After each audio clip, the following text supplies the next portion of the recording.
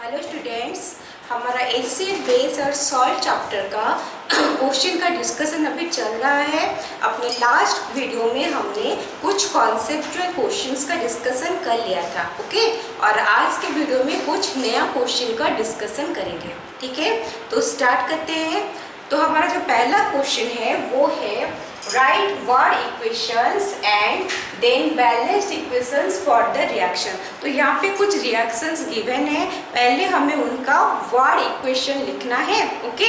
Then उसका balanced chemical equation लिखना है। तो कैसे लिखेंगे, स्टार्ट करते हैं। देखो, पहला है बीट ए। बीट ए में क्या लिखा है? Dilute sulphuric acid reacts with zinc granules. तो हमें लिखना है, क्या लिखना है? डाइल्यूट सल्फ्यूरिक एसिड, ये है वर्ड इक्वेशन, ठीक है। इसको ऐसे भी लिख सकते हैं, सल्फ्यूरिक एसिड ब्रैकेट में डाइल्यूट प्लस जिंक ग्रैन्यूल्स, लिखेंगे जिंक गिव्स, क्या हो रहा है रिएक्शन, उसको हम लिखेंगे, ओके। तो ये हो गया हमारा वर्ड वाला। तो सल्फ्यूरिक एसिड का पहले फॉर्मूला लिखते हैं, क्योंकि अगर हम फॉर्मूला नहीं लिखेंगे तो एग्जैक्टली क्या रिएक्शन हो रहा है, कौन सा ग्रुप आ रहा है या कौन सा एटम आ रहा है, कौन सा एटम जा रहा है, वो हमें कुछ भी पता नहीं चलेगा, ठीक है। तो लिखते हैं सल्फ्यूरिक एसिड, फॉर्मूला क्या है? H2SO4, ब्रैकेट में क्या लिखना है हमें? डाइल्यूट लिखना है, ठीक है, प्लस जिंक। जिंक का क्या है फॉर्मूला? Zn gives. ये पता है कोई भी मेटल अगर क्या हमारे एसिड के साथ रिएक्शन करता है तब क्या होता है, वो हाइड्रोजन इवॉल्व करता है, ठीक है। जो मेटल है वो हाइड्रोजन की जगह आ जाता है और हाइड्रोजन जो है वो रिएक्शन में इवॉल्व हो जाता है। अगर मेटल हाइड्रोजन की जगह आया तो हमारे पास क्या बना? ZnSO4 plus hydrogen gas evolve हो रहा है, वो हो गया हमारा H2, ठीक है। ये है हमारा एक केमिकल इक्वेशन। अभी चेक करना है कि ये बैलेंस्ड है या अनबैलेंस्ड है। देखते हैं, हाइड्रोजन जो है, हाइड्रोजन 2 2 सल्फर 1 1 जिंक 1 1। तो इक्वेशन हमारा ऑलरेडी बैलेंस्ड है, हमें कुछ ज़्यादा करने का जरूरत है नहीं, ठीक है। अभी क्या करेंगे, अभी हमें पता चल गया हमारा क्या प्रोडक्ट है। ये प्रोडक्ट को हम ऊपर वर्ड में लिखेंगे, ठीक है। क्या है? ZnSO4 का नाम जिंक सल्फेट। तो यहाँ पे लिखेंगे जिंक सल्फेट प्लस H2 तो पता है क्या होता है? Hydrogen, okay. आया समझ में? चलो नेक्स्ट क्वेश्चन करते हैं। बी क्या है? Dilute sulphuric acid reacts with aluminium powder. तो यहाँ पे लिखेंगे सल्फ्यूरिक एसिड, वर्ड का लिख रहे हैं सल्फ्यूरिक एसिड, डाइल्यूट है तो ब्रैकेट में लिखेंगे डाइल्यूट प्लस इसका रिएक्शन किसके साथ हो रहा है? एल्युमिनियम पाउडर के साथ। तो हमें यहाँ पे जैसे एल्युमिनियम का पाउडर है, ठीक है, या फिर जिंक का ग्रैन्यूल, फिर ये पाउडर ग्रैन्यूल्स नहीं लिखना है, हमें देखना है कि कौन कौन सा एलिमेंट है, कौन कौन सा कंपाउंड है, किसका रिएक्शन किसके साथ हो रहा है, ठीक है। तो ये किसका हो रहा है? सल्फ्यूरिक एसिड का एल्युमिनियम के साथ हो रहा है। तो अभी प्रोडक्ट तो हमें पता नहीं चलेगा रिएक्शन बिना लिखे, ठीक है। तो हम क्या करेंगे, लिखेंगे सल्फ्यूरिक एसिड क्या है? H2SO4 ब्रैकेट में डाइल्यूट प्लस एल्युमिनियम, वो क्या है? Symbol Al। अभी रिएक्शन करना है, वही चीज है, मेटल एसिड के साथ रिएक्शन करेगा तो क्या करेगा? हाइड्रोजन को रिप्लेस कर देता है, हाइड्रोजन को इवॉल्व करता है, ठीक है। एल्युमिनियम आ जाएगा सल्फेट के पास, Al, एल्युमिनियम के पास कौन रहेगा? सल्फेट रहेगा। लेकिन ये हमें ध्यान रखना है कि किसका वैलेंसी क्या है। एल्युमिनियम का वैलेंसी 3 होता है, सल्फेट का वैलेंसी 2 होता है। तो यहाँ पे SO4 होल 3 करेंगे और सल्फेट का 2 है तो एल्युमिनियम के नीचे 2 करेंगे, Al2SO4 whole 3, that is the formula of aluminium sulphate, okay. Plus और क्या निकलेगा? वही हाइड्रोजन H2, ठीक है। तो अभी क्या करेंगे, ये प्रोडक्ट चार्ट फिलअप करेंगे, एल्युमिनियम सल्फेट प्लस हाइड्रोजन, हो गया। नेक्स्ट क्वेश्चन करते हैं, सी ऑप्शन क्या है? Dilute hydrochloric acid with magnesium ribbon. तो हाइड्रोक्लोरिक एसिड है हमारा एसिड लिखेंगे, ओके, और गिवन क्या है कि वो डाइल्यूट है, तो ब्रैकेट में डाइल्यूट लिखेंगे, plus magnesium ribbon. Magnesium ribbon मतलब हमें रिबन वगैरह कुछ नहीं लिखना है, हमें डायरेक्ट एलिमेंट लिखना है, तो हम क्या लिखेंगे, मैग्नीशियम। ओके, तो अभी करना क्या है, अभी हमें, अच्छा सॉरी यहाँ पे हमने बैलेंस नहीं किया ये वाला इक्वेशन, ठीक है।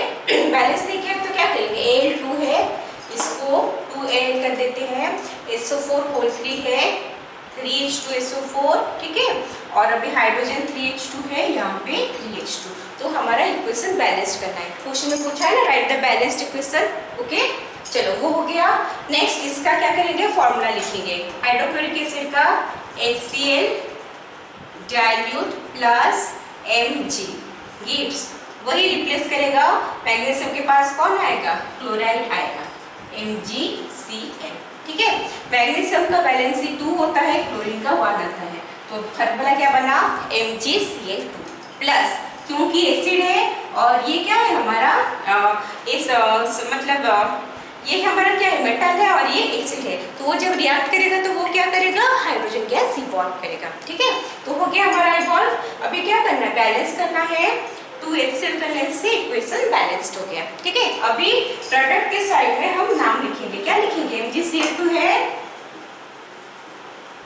Magnesium chloride plus hydrogen, okay. Next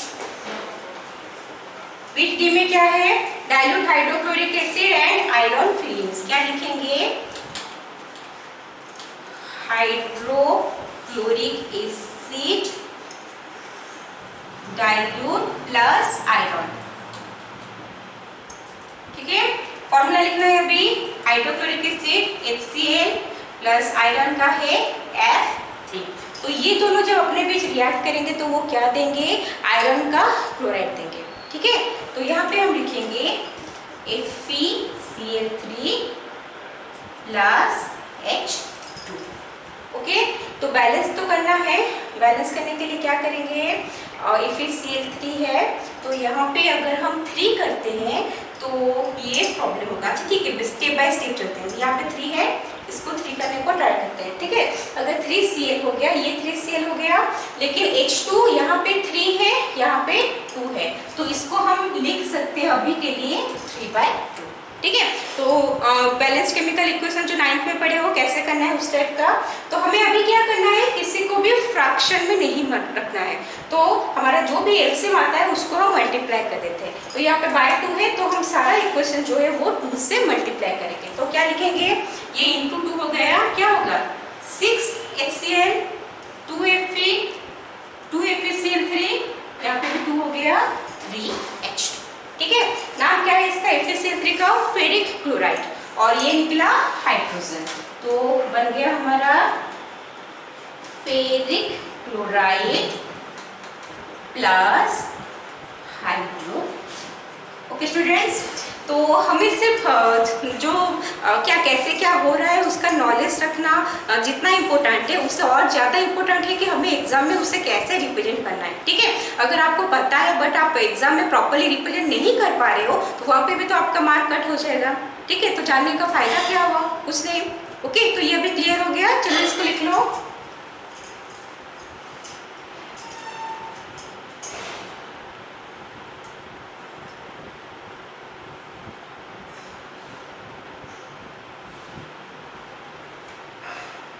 ठीक है, मिटाते हैं इसको,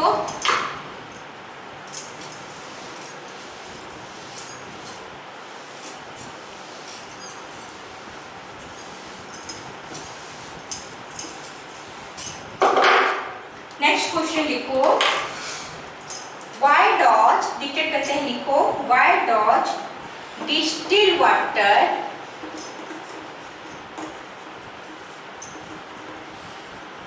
why does distilled water not conduct electricity?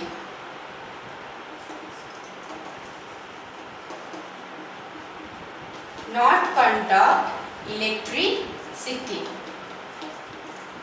But rain water does, but rain water does. लिख लिया क्वेश्चन, ठीक है।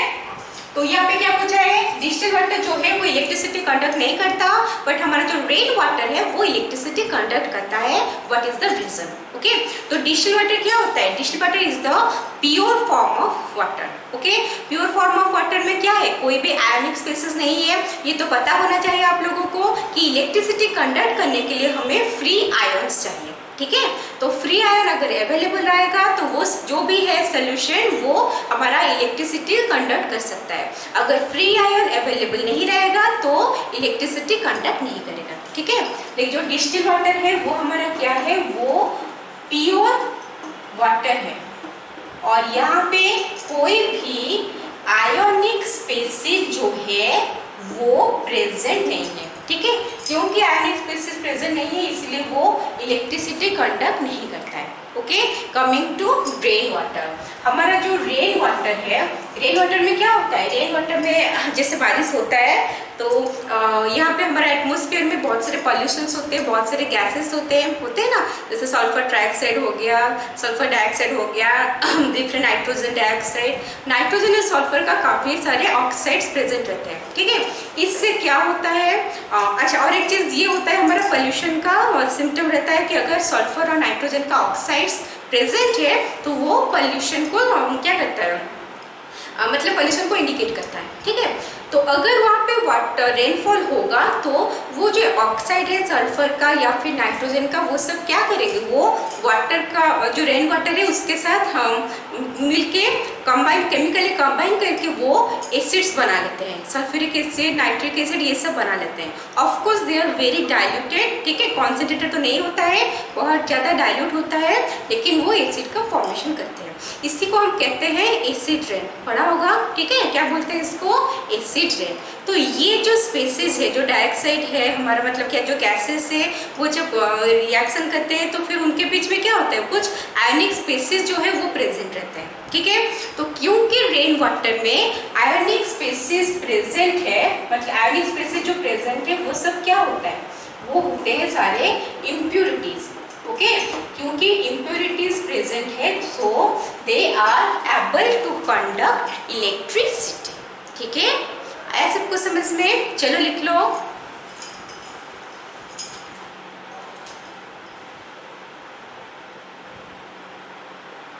हो गया?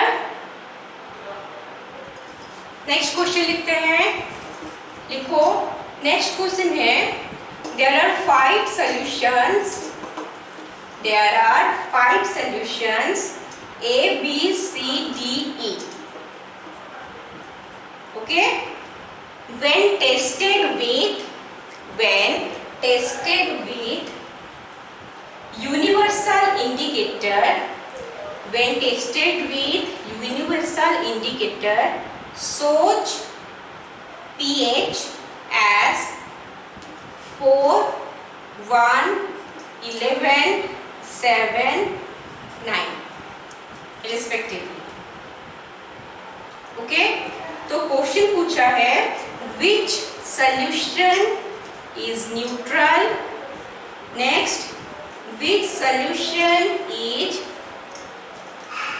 Strongly alkaline, next which solution is strongly acidic, next which is weakly acidic, next which is weakly basic, ठीक है। हमें ये क्वेश्चन अभी सॉल्व करना है, ओके। तो यहाँ पे क्या करेंगे, हमें पता है कि पीएच का कुछ पता है क्या, नहीं क्या पता है, पीएच अगर 7 रहता है तो क्या होता है, द सॉल्यूशन इज न्यूट्रल, और अगर pH ग्रेटर देन 7 रहा solution is basic in nature, जिसको हम अल्कलाइन भी बोल सकते हैं, लेस देन 7 रहा तो एसिडिक नेचर का होगा, ओके। तो अभी सॉल्व करना स्टार्ट करते हैं। न्यूट्रल, न्यूट्रल के लिए क्या चाहिए? पीएच 7 चाहिए। 7 कहाँ पे है? डी में। तो न्यूट्रल का आंसर हो गया हमारा D. Okay, next, which is strongly alkaline. Strongly alkaline मतलब पीएच जितना ज्यादा होता है वो उतना स्ट्रांगली अल्कालाइन या बेसिक नेचर का होता है। ठीक है, तो यहाँ पे सबसे ज्यादा पीएच किसका है? 11 नंबर है वो पीएच किसका है? सी का। तो ये हो गया हमारा strongly alkaline. Okay, next, strongly acidic, जिसका पीएच सबसे कम होगा वो होगा स्ट्रांगली एसिडिक। पीएच सबसे कम किसका है? 1, वैल्यू है किसका? बी। तो स्ट्रांगली एसिडिक बना हमारा B. Okay, next, weakly acidic. अब ये वीकली एसिडिक का क्या चक्कर है? देखो, स्ट्रांगली एसिडिक क्या हो गया? जो पीएच का वैल्यू सबसे कम है, न्यूट्रल तो पता है क्या है? 7। तो जो वैल्यू ये क्या सबसे कम वैल्यू और न्यूट्रल के बीच में आएगा उसको हम बोल सकते हैं वीकली एसिडिक। ठीक है, मतलब अप्रोचिंग टू 7 के आसपास बट लेस देन 7 होगा तो हम बोलेंगे वीकली एसिडिक। तो यहाँ पे जो वैल्यू गिवन है कौन है? जो 7 से कम है और क्या 7 के आसपास है, क्या है? नंबर 4 है वाला। ठीक है, तो ये कौन सा सोल्यूशन हुआ वीकली एसिडिक? ए। नेक्स्ट है वीकली बेसिक। वीकली बेसिक भी उसी तरह करेंगे, क्या 7 के आसपास होगा। ठीक है, लेकिन 7 मतलब 7 से ज्यादा होगा और 7 के आसपास होगा। ठीक है, क्योंकि अगर वैल्यू बहुत ज्यादा हो गया तो वो तो स्ट्रांगली अल्कालाइन बन जाएगा। ओके, तो 7 के आसपास और 7 से ज्यादा क्या नंबर है? 9 किसका है? ई का। तो हमारा वीकली बेसिक जो बना वो है हमारा सोल्यूशन ई। ओके, आया समझ में? ओके, चलो लिखो इसको।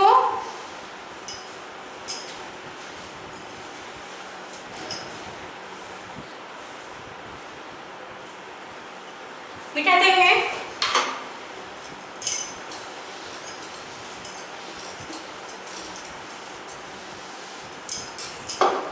नेक्स्ट क्वेश्चन लिखो, equal length of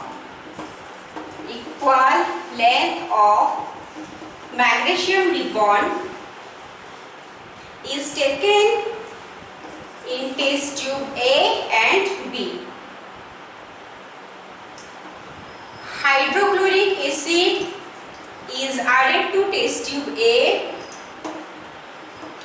while acetic acid is added to test tube B. Question पूछा है कि in which test tube fizzing occur more vigorously. In which test tube fizzing occurs more vigorously and why? ये है हमारा question. ठीक है,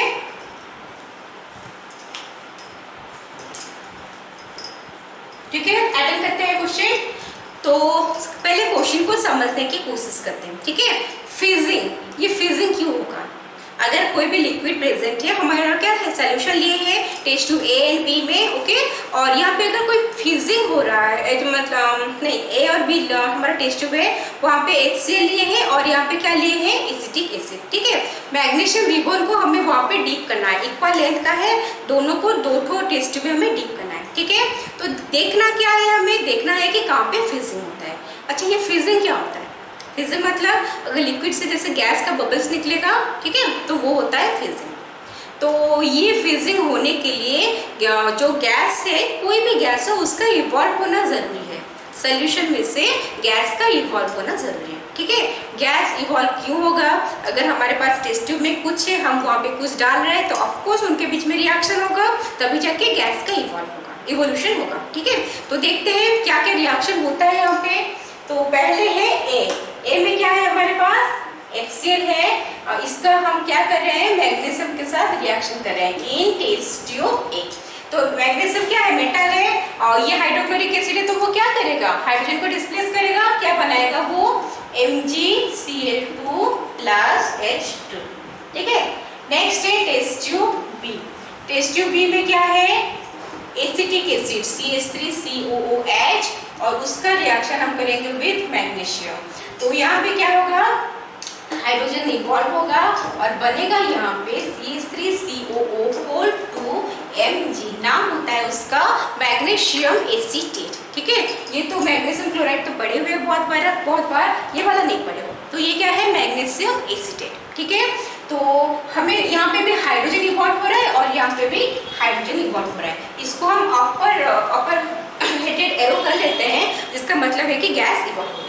ठीक है, तो करना क्या है, दोनों में तो हाइड्रोजन इवॉल्व हो रहा है, तो फ्यूजिंग कहाँ पे ज्यादा होगा, मतलब हाइड्रोजन गैस जो है वो कहाँ पे क्या है, ज्यादा इवॉल्व हो रहा है। ठीक है, तो कहाँ पे ज्यादा इवॉल्व होगा, दोनों ही एसिड है। ठीक है, तो दोनों में से जो स्ट्रॉन्गली एसिडिक होगा वहाँ पे हाइड्रोजन गैस ज्यादा इवॉल्व होगा, और दोनों में से जिसका मतलब क्या एसिडिक नेचर कम होगा, वीकली एसिडिक होगा, उसका उसमें हाइड्रोजन गैस का इवॉल्व जो होगा वो कम अमाउंट में होगा। ठीक है, तो दोनों में जो हाइड्रोक्लोरिक एसिड है वो स्ट्रॉन्ग एसिड होता है, और जो एसिडिक एसिड है वो वीक एसिड रहता है। ठीक है, ये वीक एसिड है और ये है हमारा स्ट्रॉन्ग एसिड। इसका मतलब क्या है, यहाँ पे हाइड्रोजन गैस ज्यादा इवॉल्व होगा। ठीक है, अगर यहाँ पे हाइड्रोजन गैस ज्यादा इवॉल्व होता है, इसका मतलब ये है कि फ्यूजिंग जो है वो इस वाले टेस्ट ट्यूब में ज्यादा होगा। कौन से वाले टेस्ट ट्यूब में, दैट इज टेस्ट ट्यूब ए।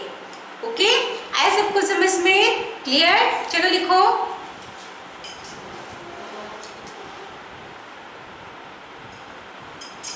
हो गया। नेक्स्ट क्वेश्चन दिया है कि pH of fresh milk is 6. How do you think the pH will change? pH will change when it is converted into curd. When it is converted into curd. ठीक है, लिख लिया question में क्या है, फ्रेश मिल्क लिए हैं हम जिसका pH है 6, और पूछा है कि वो अभी कॉर्ड में कन्वर्ट हो रहा है। तो अगर कॉर्ड में कन्वर्ट हो रहा है तो उसका pH क्या चेंज होगा, मतलब पहला तो क्वेश्चन है pH चेंज होगा कि नहीं होगा। ठीक है, तो अगर चेंज होगा तो इंक्रीज हो रहा है या डिक्रीज हो रहा है, एग्जैक्ट वैल्यू तो निकाल नहीं सकते हम यहाँ पे। ठीक है, क्योंकि कुछ भी डाटा गिवन नहीं है, तो हमें बस जस्ट यही चेक करना है कि pH का वैल्यू इंक्रीज हो रहा है या फिर डिक्रीज हो रहा है। ठीक है, देखो pH क्या है, फ्रेश मिल्क का 6 है। जब वो कॉर्ड में कन्वर्ट होगा, कॉर्ड क्या होता है, कॉर्ड में लैक्टिक एसिड होता है। ठीक है, पढ़े हैं हम लोग, तो ये लैक्टिक एसिड तो नाम में ही एसिड लगा हुआ है ना, इसका मतलब क्या है, उसका एसिडिक प्रॉपर्टी है। ठीक है, तो जब वो एसिड में कन्वर्ट हो रहा है तब क्या होगा, उसका pH हम पढ़े हैं, जिसका एसिडिक नेचर ज्यादा होता है pH उतना कम होता है। ओके, तो अगर जो फ्रेश मिल्क है वो कॉर्ड में कन्वर्ट हो जाएगा तो हमारा जो pH का वैल्यू है वो डिक्रीज हो जाएगा। ठीक है, और यहाँ पे भी लिख लो, कॉर्ड में क्या होता है, लैक्टिक एसिड प्रेजेंट होता है, लिखा है पहले से। ठीक है, चलो लिखो इसको,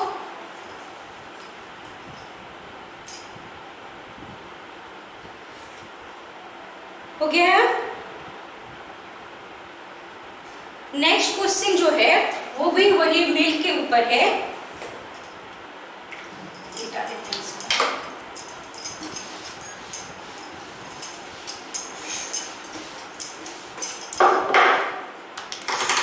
देखो क्वेश्चन है, a milkman adds very small amount of baking soda to fresh milk. A milkman adds a very small amount of baking soda to fresh milk. वहाँ पे हमारा जो फर्स्ट क्वेश्चन है वो है why does he shift pH of milk from 6 to slightly alkaline? Slightly alkaline. ठीक है, next है क्वेश्चन नंबर 1। नेक्स्ट है ऑप्शन बी में, why does the milk take a long time to set? Why does the milk take a long time to set as curd? दोनों ही theoretical question है। ठीक है, क्वेश्चन हो गया। क्वेश्चन में क्या पूछा है कि एक मिल्कमैन होता है जो फ्रेश मिल्क में वेरी स्मॉल अमाउंट ऑफ क्या ऐड करता है? Baking soda. ओके, ये हमारा डाटा है।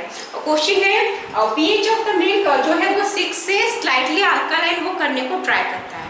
तो पहला चीज है स्लाइटली अल्कालाइन क्यों होता है? बेकिंग सोडा जो है बेस है, ठीक है, तो वो स्लाइटली अगर उसको हम हमारे मिल्क में ऐड करेंगे तो क्या होगा? नॉर्मल है, अगर कुछ बेस ऐड करोगे तो क्या होगा? स्लाइटली बेसिक हो जाएगा। ठीक है, तो ये हमें स्लाइटली बेसिक बना देता है। तो वो पूछ रहा है कि क्यों ऐसा वो करता है। ठीक है, तो ये इसलिए करता है, देखो अगर हम फ्रेश मिल्क को कुछ देर ज़्यादा टाइम तक ऐसे ही रख लेंगे तो वो मिल्क खराब हो जाता है। ठीक है, खराब हो जाता है ना, क्यों? जैसे कर्ड बन सकता है या और कुछ हो सकता है। तो ये जो होता है, जो मिल्क जो खराब हो जाता है वो किसके वजह से होता है? वो होता है due to the acidic nature. PH कितना है? 6 से, तो स्लाइटली एसिडिक है वो। ठीक है ना, तो एसिडिक नेचर में ज़्यादा टाइम रहेगा तो वो क्या होगा? वो मिल्क जो है वो खराब हो जाएगा। तो वो क्या करते हैं जो मिल्क में, वो स्लाइटली अल्कालाइन कर लेता है। स्लाइटली अल्कालाइन करने से क्या होगा? अगर स्लाइटली अल्कालाइन करेगा तो मिल्क जो है वो जल्दी से खराब नहीं होगा। ओके, ये हो गया हमारा ऑप्शन। नेक्स्ट है बी। बी का क्वेश्चन क्या है? Why milk take long time to set as curd? देखो मिल्क में क्या है, पीएच 6 है उसका, वो जब कॉर्ड बनेगा, कॉर्ड में क्या है? लैक्टिक एसिड है, मतलब मिल्क को कॉर्ड में कन्वर्ट होने के लिए उसका एसिडिक नेचर ज़्यादा चाहिए। ठीक है, तो वो स्लाइटली एसिडिक बनेगा। ओके, तो मिल्क स्लाइटली एसिडिक बनेगा, लिख लेते हैं थोड़ा, मिल्क जब स्लाइटली एसिडिक होगा तभी जाके वो कर्ड में कन्वर्ट होगा। ठीक है, तो अगर हम वहाँ पे क्या ऐड कर रहे हैं, थोड़ा बेस ऐड कर दे रहे हैं तो क्या होगा? जब वो मिल्क कॉर्ड में कन्वर्ट होता जा रहा है, मतलब एसिड प्रोडक्शन होता जा रहा है, वो एसिड को जो बेस हमने ऐड किया है वो न्यूट्रलाइज करता जा रहा है। ठीक है, ये एसिड को हमने क्या ऐड किया है? बेकिंग सोडा ऐड किया है। वो उसको क्या करेगा? वो उसको न्यूट्रलाइज कर देता है। ठीक है, तो इसको वो न्यूट्रलाइज करेगा। ठीक है, उसके बाद और ज़्यादा एसिड होगा तभी जाके वो कॉर्ड में कन्वर्ट होगा। ओके, तो क्या होगा? अभी जितना टाइम में कॉर्ड में वो कन्वर्ट होता उतना टाइम में कन्वर्ट नहीं हो सकता। क्यों? पहले उसको अपना जो अल्कलिया बेस जो हम ऐड किए हैं उसको न्यूट्रलाइज करना है। उसको ओवरकम करने के बाद जो एसिड प्रोड्यूस होगा उससे वो जाके कॉर्ड बनेगा। ठीक है, आए सबको समझ में? चलो लिखो इसको।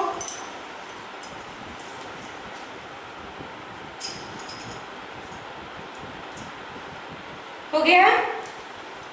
Next question, why plaster of Paris, why plaster of Paris should be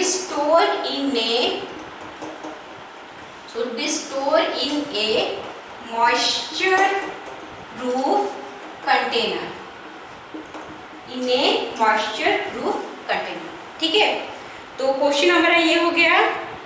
next है क्यों नहीं होता? मॉइस्चर प्रूफ कंटेनर में हम कोई चीज़ क्यों रखेंगे?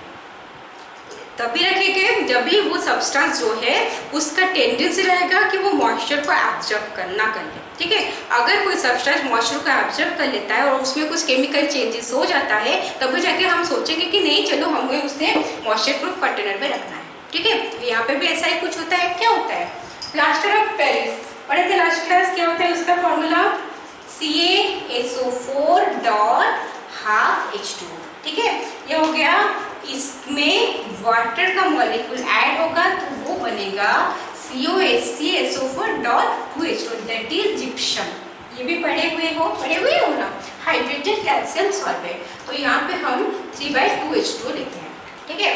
तो प्लास्टर ऑफ पेरिस अगर हम मॉइस्चर प्रूफ कंटेनर में नहीं रखेंगे तो वो मॉइस्चर को एब्जॉर्ब कर लेगा और प्लास्टर ऑफ पेरिस से वह बन जाएगा जिप्सम। ओके, तो अभी तो हमें वो नहीं चाहिए, हमें इसी को स्टोर करना है, इसलिए ये रिएक्शन ना हो, इसलिए हम उसको क्या करते हैं, मॉइस्चर प्रूफ कंटेनर में रखते हैं। ओके, आया समझ में? चलो लिखो।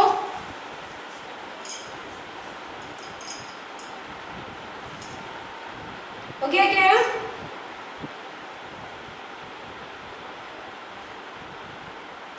हमारा नेक्स्ट क्वेश्चन है, अंडर लिखो, under what soil condition, under what soil condition a farmer would treat the soil, a farmer would treat the soil of his field with quicklime or slackline और chalk। ठीक है, तो ये हो गया हमारा क्वेश्चन। क्वेश्चन क्या है, कौन से कंडीशन में एक फार्मर जो है वो अपना फील्ड का जो सॉइल कंडीशन है वो उसको क्या करता है, वो क्विक लाइम या स्लैक लाइम या चॉक ऐड करता है। ठीक है, पहले हमें ये देखना है कि ये जो हम ऐड करते हैं उसका नेचर क्या है। ये जो सारे हैं, quick lime calcium oxide, slack lime calcium hydroxide, chalk है कैल्शियम कार्बोनेट, ये जो सारे हैं वो क्या होते हैं, दे आर बेसिक नेचर। ठीक है, तो कोई बेसिक सब्सटेंस को अपने सॉइल में क्यों ऐड करेगा, एक ही कंडीशन में ऐड करेगा कि अगर वो सॉइल जो है वो हमारा एसिडिक नेचर का हो। ठीक है, अगर सॉइल हमारा एसिडिक नेचर का होगा तो वो वहाँ पे ये बेसिक कंपाउंड ऐड करेगा ताकि जो सॉइल का कंडीशन जो है वो न्यूट्रलाइज हो जाए और हमारा जो क्रॉप का क्या है प्रोडक्शन वो अच्छे से हो जाए। ठीक है, आए समझ में? चलो लिखो।